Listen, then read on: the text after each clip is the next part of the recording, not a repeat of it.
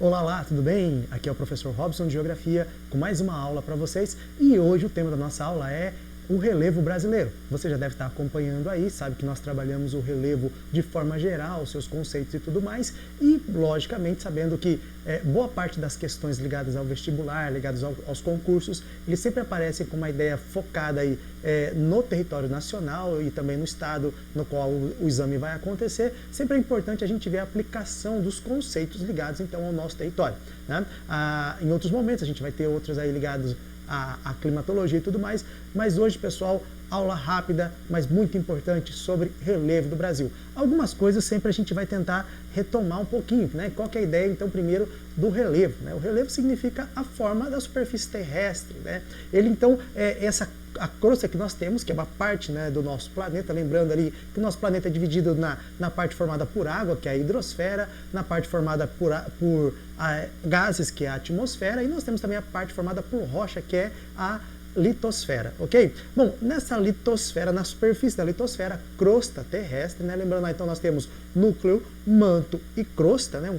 Três conjuntos de camadas aí, e aí então nessa crosta terrestre, que é a parte solidificada, nós temos irregularidades, né? Então essa ideia lisinha aí serve para o Atlas, serve para os globos que a gente estuda na escola, mas não são reais, são modelos aí para que a gente entenda, a gente tenha uma ideia. Mas a ideia geral, pessoal, é que a superfície é muito irregular, com lugares muito acidentados, lugares baixos, altos e diversos aí, ok? Bom, pessoal, como é que isso se forma então, né? Nós podemos dizer que a forma da superfície da Terra, ou simplesmente o relevo, ele é uma junção dos agentes que nós chamamos de endógenos, né? Ou seja, aqueles que ocorrem dentro da Terra, como o tectonismo, né? Os abalos sísmicos, o vulcanismo, ok? E também aqueles que são exógenos, aqueles que acontecem fora da crosta, como, por exemplo, a ação climática, a ação antrópica, né? A ação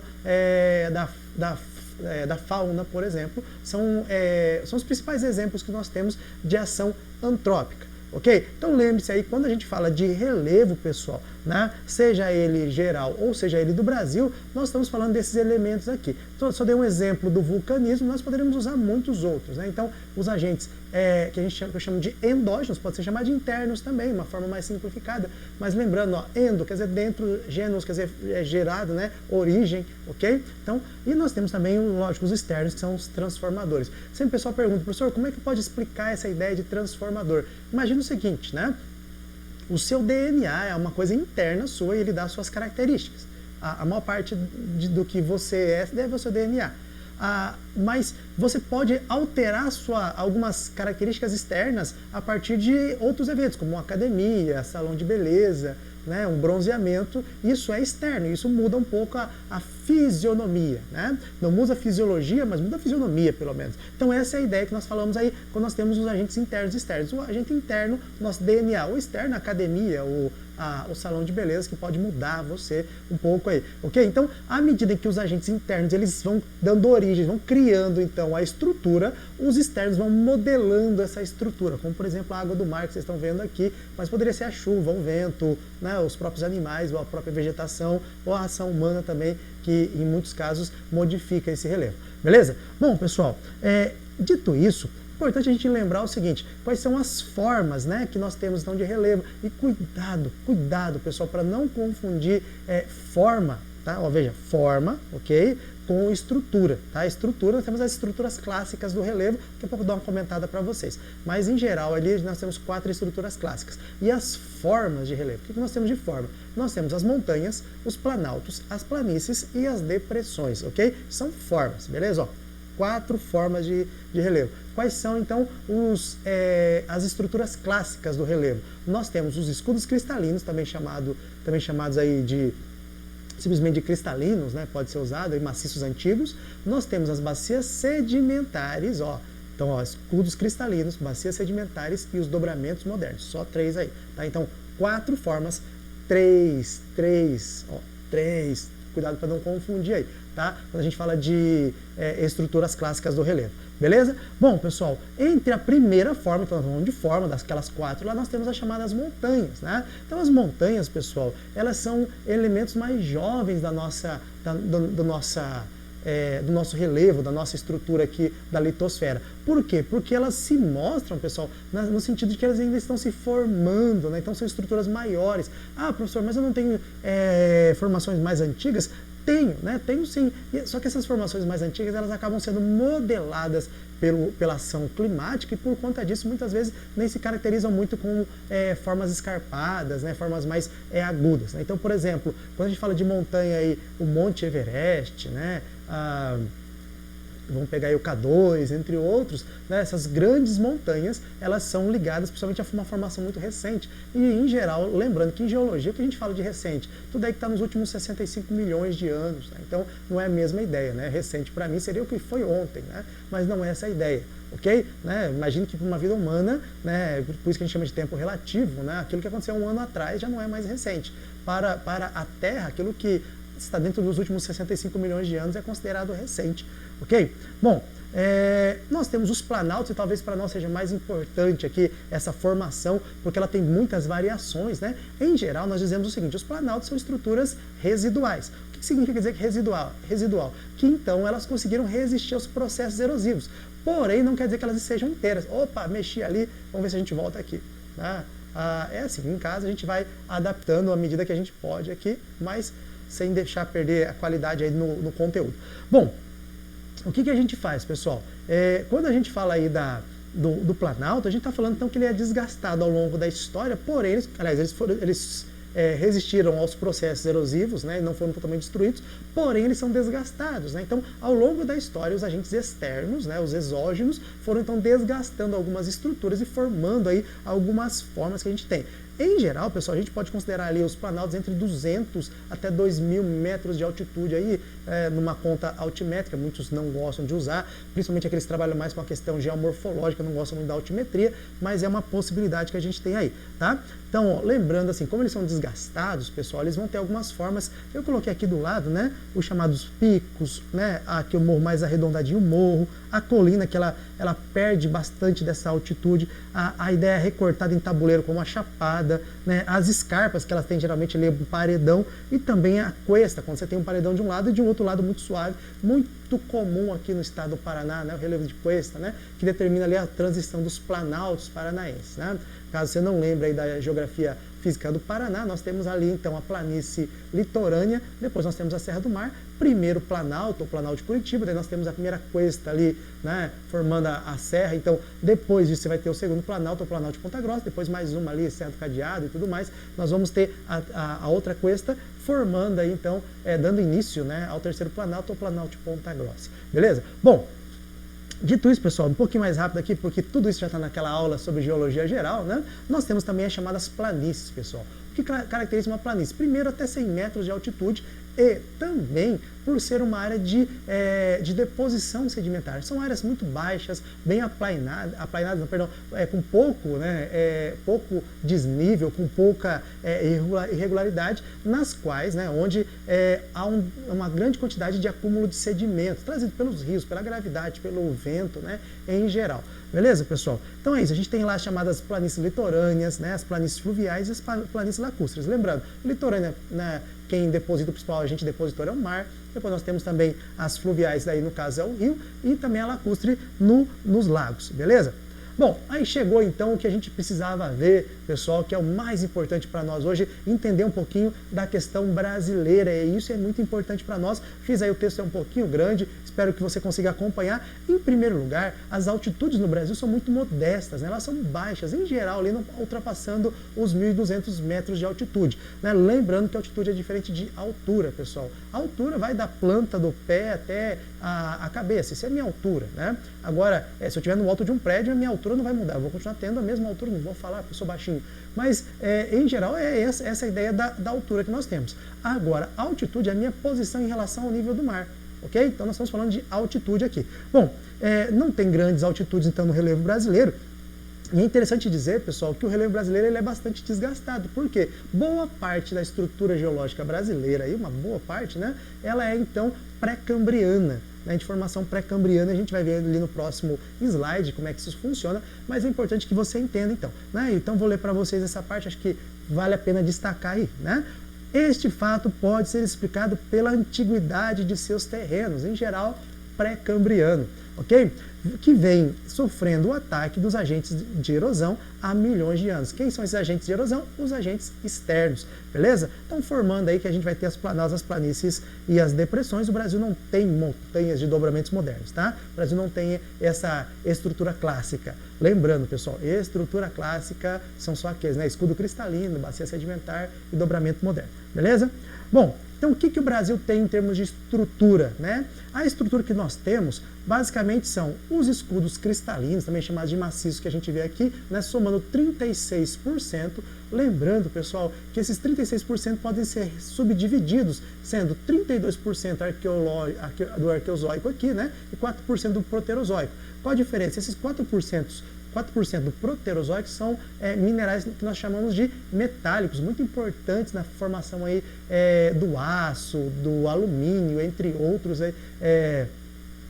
tipos de produtos que nós temos uma pauta de exportação muito forte nele, né? A gente tem aqui a companhia Vale, né? Entre outras companhias aí, né? Sabemos também que muitas vezes no Brasil nós tivemos alguns problemas ligados a problemas ambientais, ligados a essas áreas de extração de minério de ferro, né? Brumadinho foi uma delas, né? E ficou muito marcado para nós, entre outras, né? A questão do Complexo da Alegria e tudo mais. Não vamos gastar tempo aqui, porque senão a gente vai para outro conteúdo, mas sempre é importante lembrar, né? Apesar dos problemas ambientais gerados, sempre a questão do minério de ferro sempre foi muito importante para a nossa economia, beleza? Bom, a maior parte do território brasileiro está aqui, ó, nas chamadas bacias sedimentares. Professor, mas eu não lembro e eu acabei não assistindo a aula, só para fazer um link, né? O que é isso? O que é isso? Os escudos cristalinos são as formações mais antigas e que estão expostas, né? Porque toda a nossa crosta ela é muito antiga, mas em algumas áreas elas estão expostas. Como assim? Algumas áreas da crosta terrestre elas eram tão baixas, áreas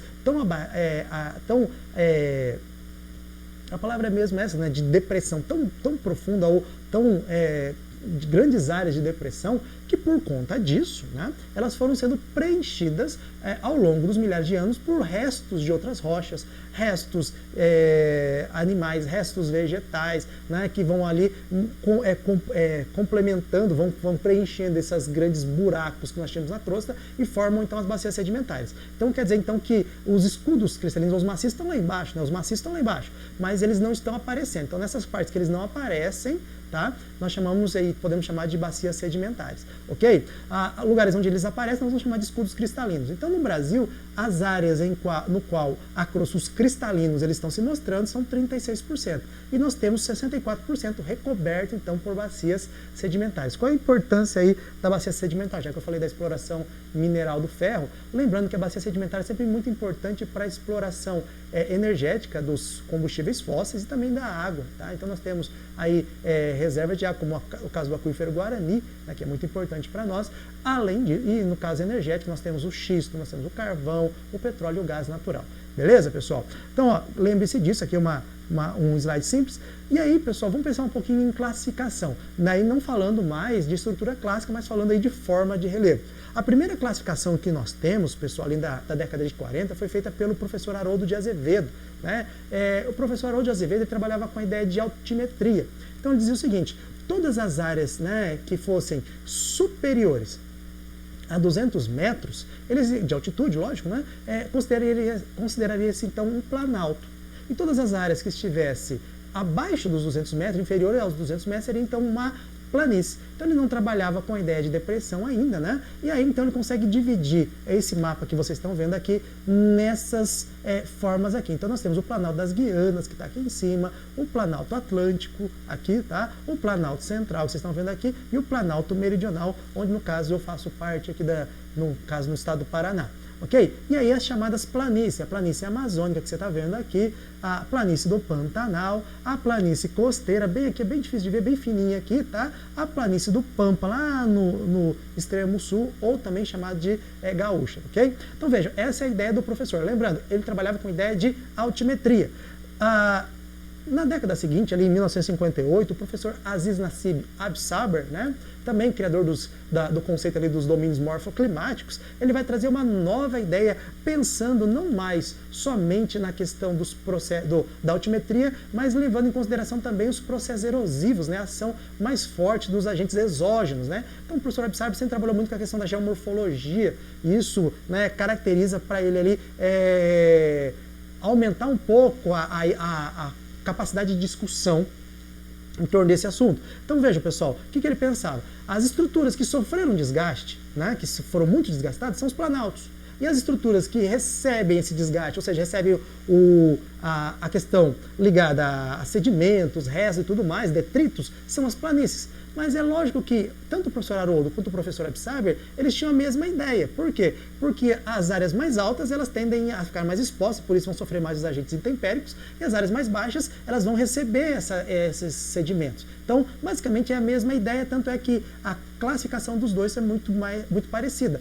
Porém, pessoal, vamos perceber que o professor Absaber, ele teve um pouco mais de alguns critérios a mais, e por isso você tem algumas divisões que a gente vai perceber. Então, vamos ver o seguinte, em termos de planalto, nós temos Planalto das Guianas, Planalto Central, Planalto Meridional, Planalto Nordestino, Planalto do Maranhão, Piauí, Planalto Uruguaio, Sul, Rio Grandense, Serra dos Planaltos do Leste e Sudeste. Percebeu que aumentou, então ele fez uma divisão dos planaltos ali. Né?